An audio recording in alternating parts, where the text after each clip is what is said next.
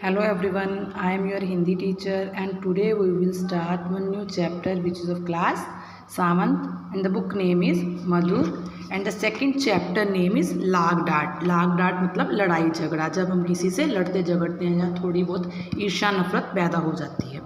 प्रस्तुत पाठ में लेखक ने दो पक्के दुश्मनों के बीच बढ़ती प्रतिद्वंदिता की कहानी का वर्णन किया है। फिर आगे बढ़ने के बाद किस प्रकार वे पुनः एकता के बंधन में बंध गए, मतलब उनकी बाप दादाओं की लड़ाई झगड़ा उनमें भी बट गया, वो भी उसी तरह जान देने और जान लेने के उतारू हो चुके थे, लेकिन बाद में उन्होंने किस प्रकार अपनी समस्याओं को सुलझाया। जोखू भगत और बेचैन चौधरी में 3 पीढ़ियों से अदावत चली आ रही थी। अदावत मतलब लड़ाई चली आ रही थी। कुछ डांड मेन का झगड़ा था, मतलब थोड़ी बहुत ज़मीन का झगड़ा था। उनके परदादाओं में कई बार खून खच्चर भी हुआ, मतलब खून खराबा भी हुआ, जान ली भी गई, दी भी गई। बापों के समय में मुकदमेबाजी शुरू हुई, दोनों कई बार हाई कोर्ट तक गए। लड़कों के समय में संग्राम की भीषणता और बढ़ी, यहाँ तक कि दोनों ही अशक्त हो गए। पहले दोनों इसी गांव में आधे आधे के हिस्सेदार थे, अब दोनों में लड़ाई झगड़ा हो गया तो दोनों ही एक दूसरे से मुख मोड़ लिया। अब उनके पास उस झगड़ने वाले खेत को छोड़कर 1 उंगल ज़मीन ना थी। भूमि गई, धन गया, मान मर्यादा गई, लेकिन वह विवाद ज्यों का त्यों बना रहा। हाईकोर्ट के धुंधर नीतिज्ञ एक मामूली सा झगड़ा तय ना कर पाए। इन दोनों सज्जनों ने गांव को 2 विरोधी दलों में बांट दिया, विभक्त कर दिया, मतलब बांट दिया।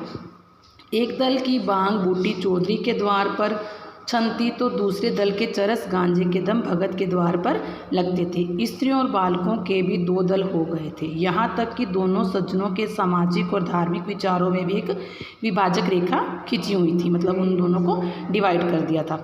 चौधरी कपड़े पहने सत्तू खा लेते और भगत को डोंगी कहते। भगत बिना कपड़े उतारे पानी भी ना पीते और चौधरी को भ्रष्ट बतलाते। भगत सनातन धर्मी बने तो चौधरी ने आर्य समाज का श्रेय लिया।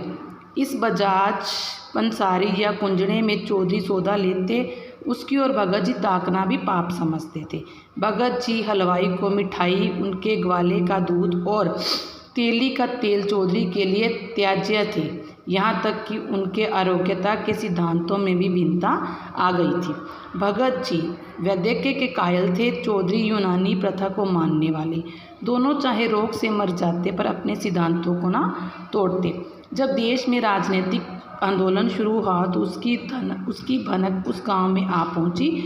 चौधरी ने आंदोलन का पक्ष लिया, भगत उसके विपक्षी हो गए। एक सज्जन ने आकर गांव में किसान सभा खोली, चौधरी उसमें शरीक हुए मतलब शामिल हुए। भगत अलग रहे। जागृति और बढ़ती स्वराज्य की चर्चा होने लगी। चौधरी स्वराज्यवादी हो गए, भगत ने राजभक्ति का पक्ष लिया। चौधरी का घर स्वराज्यवादियों का अड्डा हो गया, भगत का घर राजभक्तों का क्लब बन गया। चौधरी जनता में स्वराज्यवाद का प्रचार करने लगे। मित्रों, स्वराज्य का अर्थ है अपना राज। अपने देश में अपना राज तो वह अच्छा है कि किसी दूसरे का राज हो वह। जनता ने कहा, हाँ आप राज हो, अपना राज हो वह अच्छा है। चौधरी, तो यह स्वराज्य कैसे मिलेगा? आत्म बल से, पुरुषार्थ से, मेल से, एक दूसरे से द्वेष करना छोड़ दो, अपने झगड़े अपने आप निपटा लो।